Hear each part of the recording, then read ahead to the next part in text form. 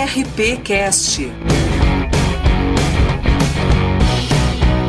O CRP Cast é o boletim sonoro de informações do Conselho Regional de Psicologia do Rio Grande do Sul e é voltado a todas, todos e todes profissionais da psicologia. Trabalha para orientar e fiscalizar o exercício da profissão de psicologia, sempre de forma transparente e atenta às causas importantes do seu segmento e antenada a tudo o que acontece no âmbito social, dentro e fora do Rio Grande do Sul. O CRP Cast é uma iniciativa inédita no âmbito regional, dirigida a essa categoria que constrói diariamente a realidade da psicologia em nosso país. A cada episódio dessa série, iremos destacar notícias, dicas e entrevistas.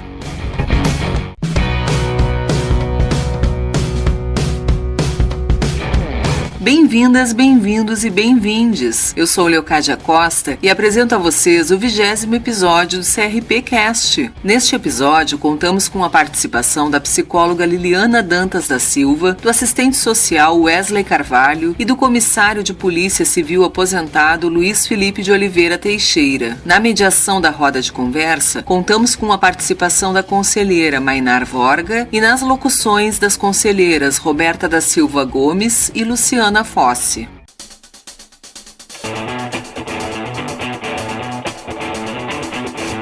CRP destaca.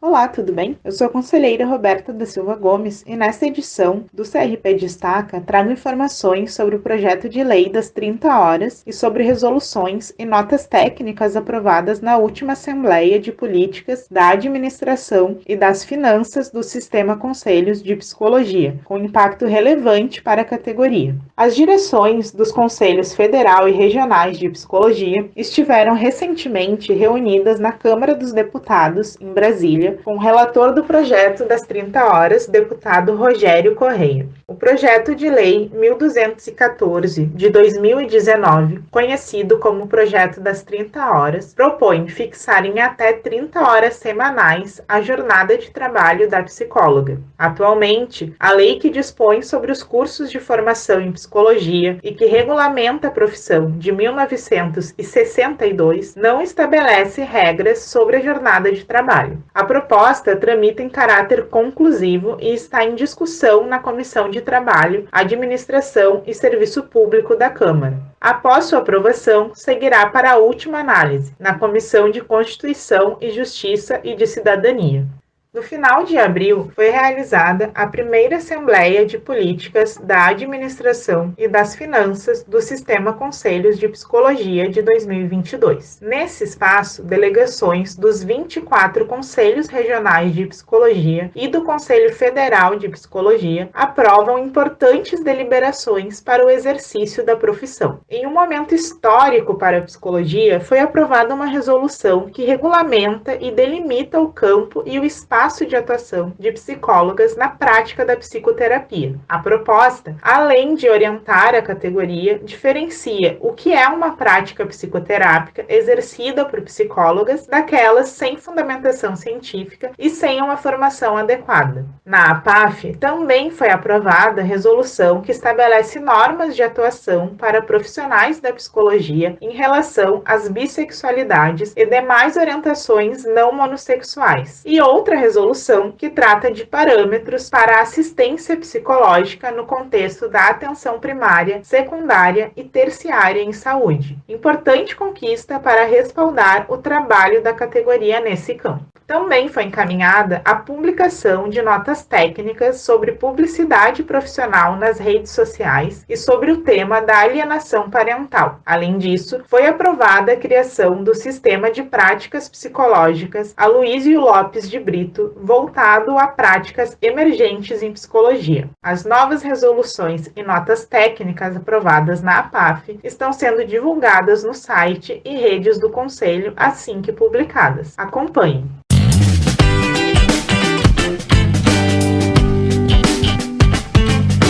Arte Psi.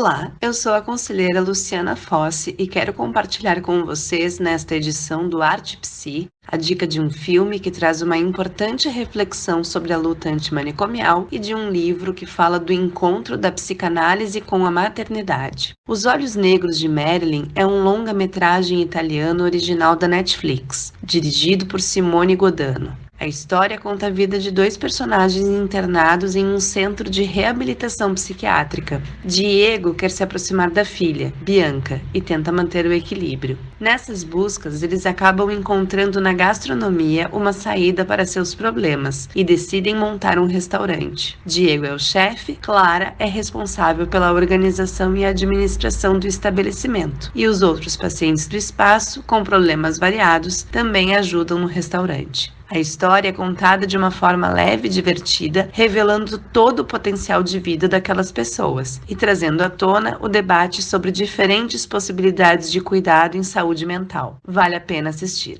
Tempos Maternos, Reflexões do Corpo e Alma é o título do livro que a psicóloga psicanalista Juliana Lang Lima está lançando, uma publicação da editora Artes e Ecos. Juliana, que em 2020 já tinha lançado o livro A Analista Grávida, segue nos fazendo convite a refletir sobre os impactos da maternidade no exercício da clínica. Conforme o prefácio assinado pela psicanalista Ana Sui, a autora traz na obra seu desejo de sustentar os desencontros que há entre uma mulher e sua função materna e os tantos efeitos da mãe que existe na mulher que uma analista pode ser. Dessa vez, Juliana generosamente compartilha um tanto da sua clínica e muito do que é viver num corpo que é palco de outro.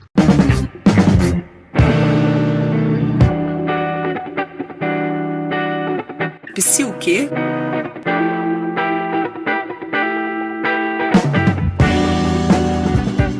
Aspectos como gênero, raça, classe, capacidade, orientação sexual, religião, idade, geolocalização e outros eixos de identidade interagem em níveis múltiplos e muitas vezes simultâneos. Chamamos essa relação ou sobreposição de identidades sociais de interseccionalidade. Esse conceito é importante para entendermos como a injustiça, as opressões e as desigualdades ocorrem em nossa sociedade. Convidamos a psicóloga Liliana Dantas da Silva a explicar o conceito de interseccionalidade, sua relação com a psicologia e seu impacto em nossas vidas. Liliana é psicóloga clínica e mestranda em psicologia social e institucional pela Universidade Federal do Rio Grande do Sul. Olá, ouvintes, tudo bem? Bom, o termo interseccionalidade é um conceito sociológico que foi cunhado pela feminista estadunidense que é especializada em questões de raça e de gênero, que se chama Kimberly Crenshaw. Lá em 1989, quando ela foi sistematizando esse conceito, ela foi encontrando ele como uma forma de falar sobre desigualdades sociais que ela percebia nos seus estudos. E hoje ele é muito incorporado em estudos acadêmicos. A gente pode dizer que a interseccionalidade é uma ferramenta teórica e metodológica que é usada para pensar uma inseparabilidade estrutural do racismo, do capitalismo e o cis-heteropatriarcado, e como essas estruturas de opressões se articulam produzindo violência sobre grupos mais vulnerabilizados na sociedade, como, por exemplo, mulheres negras, pessoas trans, etc. Nesse sentido, é necessário compreender o racismo, o patriarcado, as opressões de classe e outros sistemas discriminatórios como agentes de produção de desigualdades básicas, né, que vão determinando lugares sociais dessas pessoas. Para a psicologia, a sua importância está em compreender que o sujeito que escutamos tem uma subjetividade que é atravessada por esses marcadores, né, nos quais vão produzindo sua violência sobre os corpos. Não tem como pensar, seja na clínica, seja no campo das políticas públicas, um olhar profissional que não seja engajado no enfrentamento dessas opressões que produzem tanto sofrimento, né? Como psicólogas, a gente deve estar atento a todas essas formas de opressões e de produção de sofrimento, né? E construindo um trabalho que seja sensível e engajado na promoção de equidade em saúde. Penso, então, que a interseccionalidade é um conceito que é indissociável da prática psi, que se compromete com uma transformação social. Por isso que ele é um conceito tão importante de nos aproximarmos. Bom, queria deixar como dica também, para quem quiser saber mais sobre interseccionalidade, o livro da escritora Carla Acotireni, que se chama Interseccionalidade. Muito obrigada pelo convite e uma boa leitura para todos. Até! Roda de Conversa.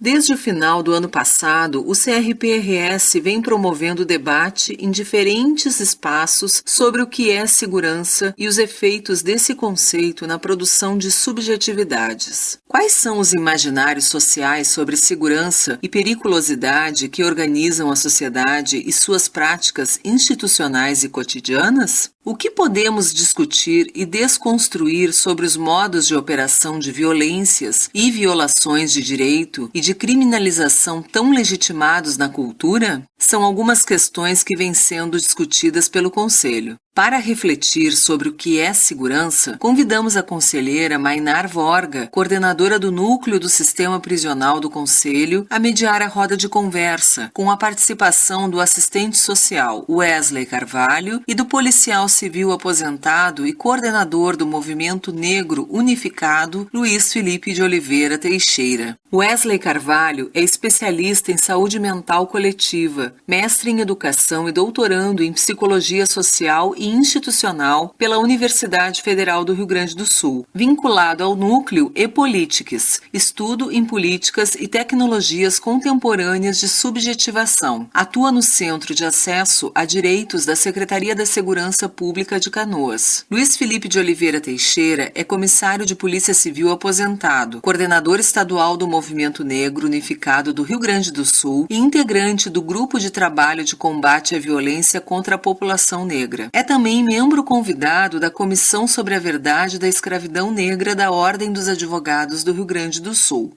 É um prazer estar aqui de novo com o Felipe e o Wesley, que participaram do primeiro módulo com a pergunta o que é segurança, e nós não temos a pretensão aqui de responder definitivamente essa pergunta, e sim de continuar provocando reflexões sobre as nossas concepções de segurança pública, privada, coletiva, individual, enquanto sociedade. Eu não vou repetir aqui o que vocês disseram naquele dia, mas eu sugiro fortemente que todo mundo assista, mas eu gostaria de perguntar para ti, Felipe, para começar, a partir daquelas reflexões que a gente fez juntos naquele dia, e tanto tu como as outras pessoas convidadas, e também a partir de eventos, estudos, vivências que tenham ocorrido contigo depois, o que tu gostaria de acrescentar como reflexão para a pergunta o que é segurança?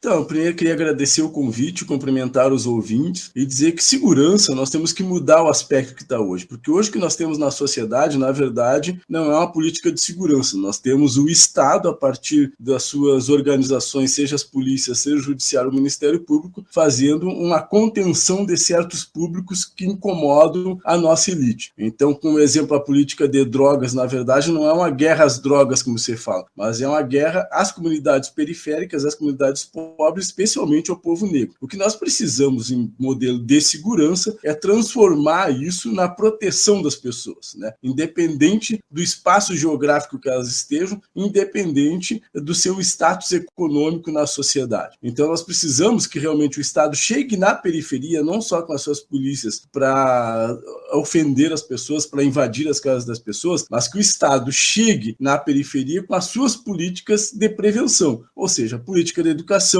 a política de saneamento básico, a política de transporte público, a política de saúde, e que proteja as periferias, então, de serem cooptadas pelas organizações criminosas. Essa é uma grande falha do Estado, porque nós temos hoje, assim, a grande violência praticada pelo Estado é na desculpa de combate, por exemplo, às facções criminosas. Nós não temos nenhuma facção criminosa no país que tenha nascido nas comunidades. Todas as facções nasceram dentro dos presídios. Por quê? Porque nós não temos uma política prisional que atenda à possibilidade das pessoas cumprirem uma pena para recuperar, para pagar o crime que cometeram e se recuperar na sociedade. Na verdade, quando nós colocamos as pessoas no presídio, nós jogamos elas no colo das facções, jogamos elas para o crime, né? E também porque nesse momento não existe uma assistência às famílias que ficaram na rua. E por que isso? Porque, na verdade, a política prisional do Estado não é de recuperar as pessoas ou preocupada em fazer com que os criminosos paguem por seus crimes, né? Nessa linguagem que eu não concordo muito, mas é o que está no senso comum do criminoso. Na verdade, é uma política de jogar aquelas pessoas indesejáveis, né, na sociedade para um lugar escondido. E é por isso que nós temos hoje, por exemplo, um aumento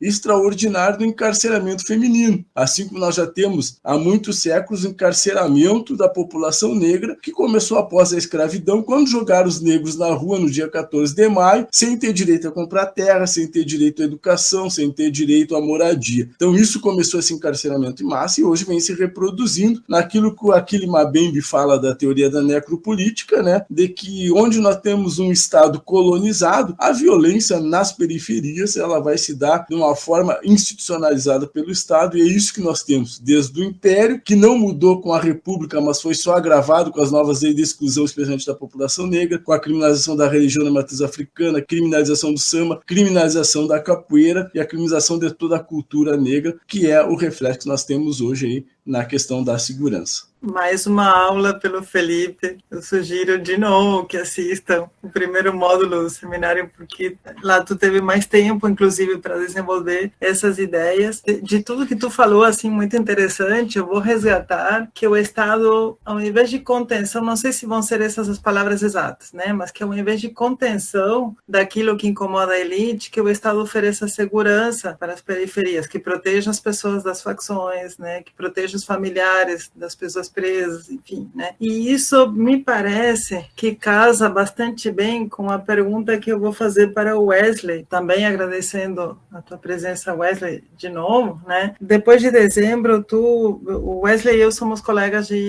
no grupo de pesquisa, no doutorado. Então, ele, eu e outra colega escrevemos um artigo para um livro, que não está publicado ainda, que fala sobre territórios e juventudes. E ali nós acabamos nos perguntando o que é segurança para esses corpos jovens. Tu gostarias de falar um pouco sobre isso, Wesley? Olá a todos os ouvintes do CRPcast, quero agradecer pelo convite novamente, da gente estar aqui compartilhando, né, sobre segurança, sobre, principalmente, estando aqui também com a presença do Felipe, pensando a segurança a partir, né, desses orientadores de raça, de classe, que são muito importantes quando a gente pensa em segurança. Como a Mainá disse, eu trabalho também com jovens em conflito com a lei, então pensar, né, a segurança para esses corpos é muito diferente da gente pensar em um outro corpo que está ocupando um outro espaço, né, um espaço elitizado, da elite, aí, como o Felipe também nos disse. É muito importante que esses atravessamentos, né, essas camadas identitárias, que elas são relevantes quando a gente está pensando em segurança, né, em qual lugar social esse corpo ocupa. Né? Segurança para um jovem que está num território que é vulnerabilizado, que tem a presença do tráfico, né, do comércio de drogas, que tem a polícia ostensiva também, que é diferente daquilo que o Felipe acabou de propor aí. Estou resgatando um pouco da fala do Felipe, porque elas vão se complementar quando a gente pensa que o que ocorre muitas vezes, né, nos territórios onde tem essa camada mais vulnerável da população, não há proteção, né, não há os fatores protetivos, seja da educação, da saúde mental. O que a gente vê, né, o que se percebe na prática, ou na necropolítica em ato, talvez, a gente pensando, é essa criminalização e marginalização desses corpos que estão nos territórios. Então, é muito diferente a gente pensar quais são os efeitos, né, para um corpo branco, num bairro nobre de uma cidade, para quem está num espaço mais periférico, né? Qual o lugar social que esse corpo está ocupando? Qual é o lugar que o corpo negro, né, esse corpo não branco, ele está dentro da cidade? Como que se dão esses atravessamentos da segurança no dia a dia, de fato, para essas juventudes? Porque, né, como eu trabalho com adolescentes que vivenciam, ou já vivenciaram, né, o ato infracional, estejam e já estiverem em conflito com a lei, muitas vezes estão, né, também sobre aí esse controle do Estado. Então é muito diferente pensar em como esses dois corpos ocupam, né, um mesmo território, ou como eles transitam. Ter segurança para um jovem, por exemplo, pode ser ir para o baile funk no final de semana, enquanto para outro, né, vai ser uma outra questão, vai ser uma questão de estar dentro de um lugar fechado, em que a criminalidade não vai estar circulando ali. Então a gente pensar nessas diferenças, né, dessas camadas identitárias de raça, de classe, de gênero, de território que vivenciam, como que isso vai impactar em como a segurança chega até esses corpos. Quando tu fala, Wesley, sobre a falta de fatores protetivos, eu lembro seguido de uma coisa que eu costumo dizer e que, infelizmente, continua se confirmando. Muitas vezes, a primeira política pública que chega numa pessoa é a polícia para prender. E isso faz com que também se alimente o imaginário social de que nesses bairros, nessas camadas sociais, nesses grupos étnico-raciais que está a dita criminalidade. Então, se persegue mais, se consegue mais números, se dá mais visibilidade na mídia, enfim, e aí o imaginário social acaba se alimentando disso. Então, é importante porque às vezes alguém pode contestar, mas nas prisões gaúchas nem tem tantas pessoas negras. Eu já ouvi isso, né, dando aula. E eu expliquei que até pode ser que tenha menos pessoas negras aqui no Rio Grande do Sul, nas prisões, do que em outros estados, mas que proporcionalmente à população em geral, sim, nós aprisionamos mais pessoas não brancas do que pessoas brancas. Mas eu gostei que vocês estão falando da segurança como algo que começa muito antes da prisão e que vai muito depois, e realmente a nossa proposta no CRP discutir a segurança não com esse foco de prisão e polícia, como a maioria das pessoas entendem, ou como segurança privada, mas também como tudo aquilo que produz segurança para a grande maioria da população, que produz a sensação e a efetiva segurança, né? E vocês mostraram, tanto hoje quanto no webinário, que entendem muito do assunto.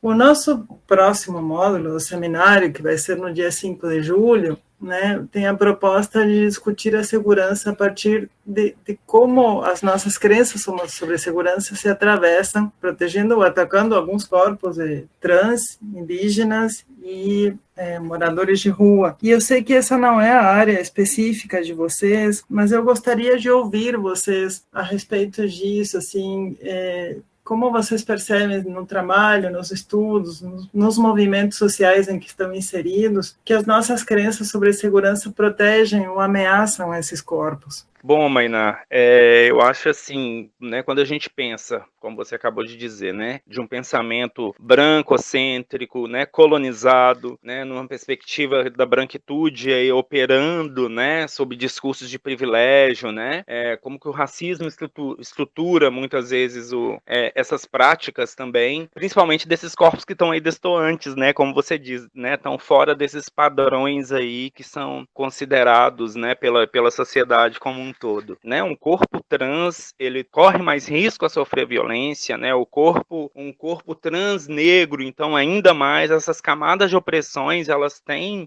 o que se percebe, assim, é que elas se operam, né? Atravessam esses corpos de outras formas, de formas muito mais violentas, né? Tanto é que o número de mortes de mulheres trans, né? Assassinatos, o próprio suicídio, então, assim, a gente também pensar a segurança enquanto, né, uma forma da pessoa se sentir segura, né? Tendo alimento na mesa, né? A gente pensando também pela segurança alimentar, podendo pagar um aluguel, também pensando numa segurança financeira, que a segurança ela não é simplesmente quando a gente pensa, né, em prender bandido, né? Bandido bom é bandido morto, bandido bom é bandido preso. A gente tem que parar com esse discurso, a sociedade tem que se abrir a pensar como que esses corpos que são considerados, né, fora desses padrões sociais impostos, né, que é um corpo branco, esguio, com uma bela roupa, né? Esse é o corpo que é aceito. Esse corpo não é parado numa blitz, não recebe um paredão da polícia, né? Diferente de um jovem como que eu atendo, que quando ele está transitando dentro do seu próprio território, né, por localizar ali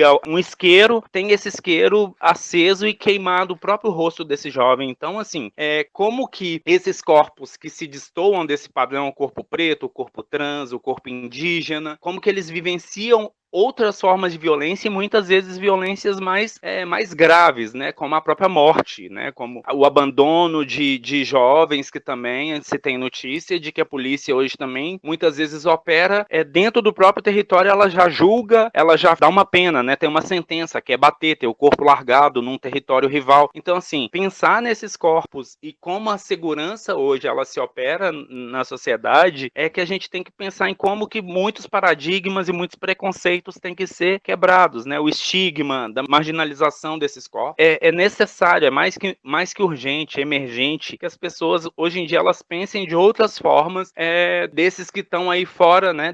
Que desviam a esses padrões aí colocados pelo social. Bom, concordando 100% aí com o Wesley, né? Só acrescentar então com complementação, vem da nossa cultura, né? Primeiro, dessa, como disse o Wesley, dessa ideologia judaico-cristã, né? Da família tradicional branca, que é fruto da nossa colonização e da escravização tanto dos corpos indígenas como dos corpos negros, e também da dita moral que essa sociedade prega, né? Que aí exclui a questão dos corpos trans, por exemplo, que são os que sofrem as maiores violências, e os corpos trans negros mais ainda, né? E isso vem muito, assim, entre outras coisas, para além do que o Wesley falou, dessa política de branqueamento, né? Da política de eugenia praticada no Brasil pós-escravização, onde teve a nível mundial aí um de seus grandes líderes, né? Da pseudociência da seleção das raças, da classificação das raças, em Arthur de Gobineau, e que aqui no Brasil teve o seu discípulo aí, o Nina Rodrigues, que não à toa, ele é o nome do Instituto Médico Legal de Salvador, na Bahia, né? Então o Estado diz a que política ele quer fazer de exclusão desses corpos, né? E na teoria da necropolítica, então esses são os corpos matáveis, né? Ou os corpos que se deixam morrer. Então essa política de branqueamento, ela faz com isso, com que esses sejam os indesejáveis, né? Os indígenas, os negros e quem está fora daquela família tradicional, como os corpos trans, né? Do homem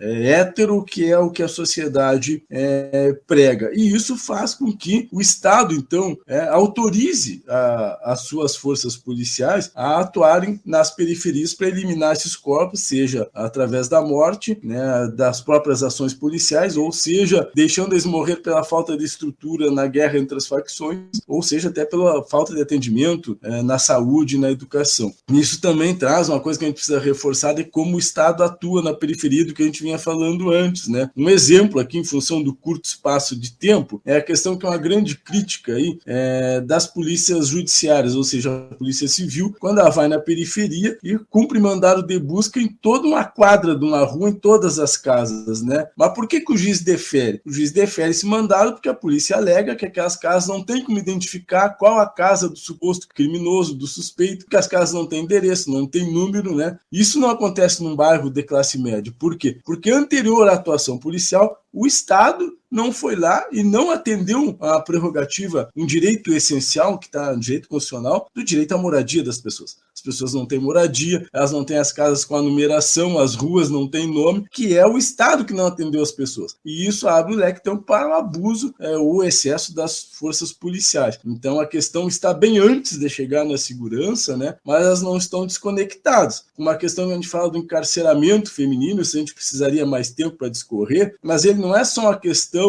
de que as mulheres ficam suscetíveis a assumir, por exemplo, o tráfico dos maridos ou dos filhos que estão presos, mas isso tem toda uma conotação que a gente pode debater num outro momento, que se sabe, né, que as mulheres negras são a grande estrutura das famílias negras. Então, no momento que começa a se encarcerar as mulheres negras, está se reproduzindo hoje um outro modelo da política de eugenia, que é encarcerar as mulheres negras, de estruturar as famílias, aí seus filhos vão acabar na fase, né, da fase vão para o presídio, e assim a gente vai eliminando esses corpos indesejáveis, como o Wesley falou. Então, é uma política muito complexa que a gente precisa debater, que está antes da atuação das polícias, está antes da atuação do judiciário, e por isso é tão importante que a gente brigue pela política afirmativa de reparação, de que a gente tenha cota nesses espaços de poder, né, no legislativo, no judiciário, no Ministério Público, para os representantes dessas comunidades indesejáveis dessa sociedade branca hétero, né, judaico-cristã, como são os trans, os negros e os indígenas. Por isso que é importante debater também essas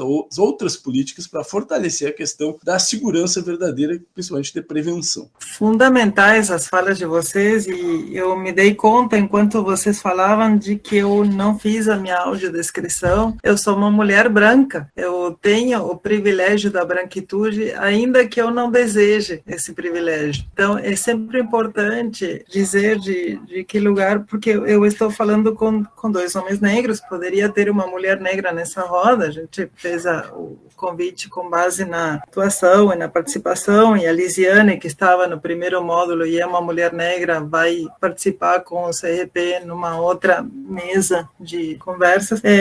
Mas é importante sempre reconhecer o privilégio da branquitude. É sempre importante declarar esse privilégio. E eu tinha esquecido. E é isso, essa é uma das certezas que nós, pessoas brancas, precisamos ter, que a coisa está tão entranhada que a cada tanto a gente vai escorregar e precisamos estar sempre vigilantes, porque tudo isso que dá para chamar ainda de genocídio, né, de necropolítica, que vocês estão descrevendo, decorre da manutenção do privilégio da branquitude. E dificilmente a polícia vai fazer uma revista num quarteirão inteiro de casos de pessoas brancas ou de pessoas que não sejam pobres, né? O Nina Rodrigues escreveu, né, que todas as pessoas pretas e pardas não teriam uma condição civilizatória de compreender a criminalidade ou de conter os impulsos, mais ou menos uma coisa assim. Ele foi um dos principais mentores do higienismo e da periculosidade das pessoas não brancas. E temos que reconhecer também que a psicologia contribuiu muito para esse estado de coisas. A psicologia, nas últimas décadas, tem se questionado sobre seu papel em relação ao racismo, à segregação de classe, mas durante muito tempo a psicologia serviu para classificar pessoas de acordo com o status quo, de acordo com a ordem estabelecida. Então é importante que nós, psicólogas e psicólogos, nos questionemos muito sobre isso. E para quem está nos assistindo e para vocês também, nossos convidados, eu gostaria de deixar uma provocação. Se a gente fosse explicar para uma criança pequena ou para um estudante de psicologia o que a gente entende como segurança, sem falar da polícia, sem falar da prisão, né? O que a gente falaria? Mas essa é uma provocação para um outro momento, para uma roda de conversa num bar, quem sabe. Eu convido vocês dois, Felipe e Wesley, para, de repente, fazer uma saudação final. Eu, da minha parte, já vou fazendo a minha, convidando todas e todos para participar do segundo módulo do webinário, no dia 5 de julho, vai ser às 19 horas.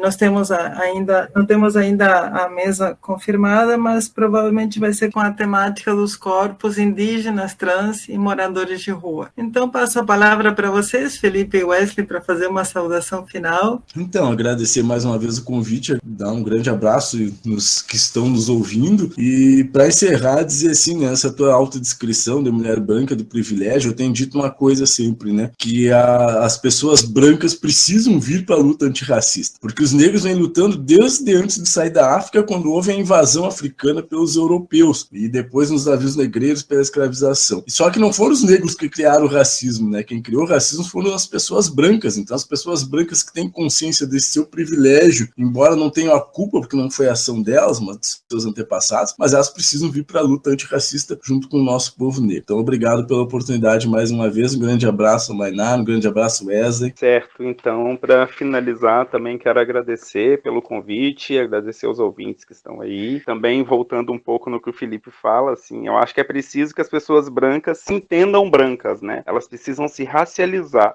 Esse é o passo principal, porque as pessoas brancas não se consideram enquanto racializadas. Então, assim, mantém-se esse pacto aí narcísico, né, da branquitude, que vem operando sobre esses corpos, dessas tantas violências, né, que a gente conseguiu falar aqui nesse pouco espaço de tempo. Então, é preciso que os brancos se reconheçam brancos e, a partir desse olhar, né, descolonizar esse olhar para que possam ver como se operam essas camadas de opressão, de violência. Então é isso. Obrigado a todos aí.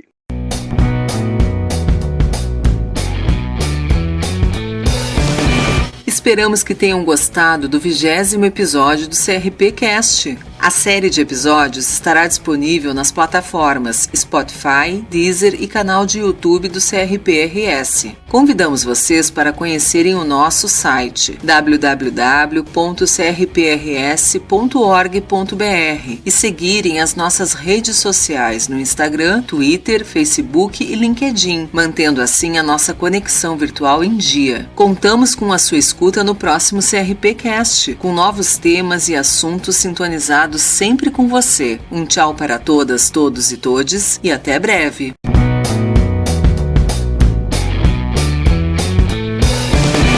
Esse foi o CRPcast, uma iniciativa pioneira criada pelo Conselho Regional de Psicologia do Rio Grande do Sul, voltada a todas, todos e todes os profissionais da psicologia. O podcast tem a produção da Mirai e a participação de convidados comprometidos com a coletividade, propondo ações para consolidar o acesso à psicologia na sociedade brasileira.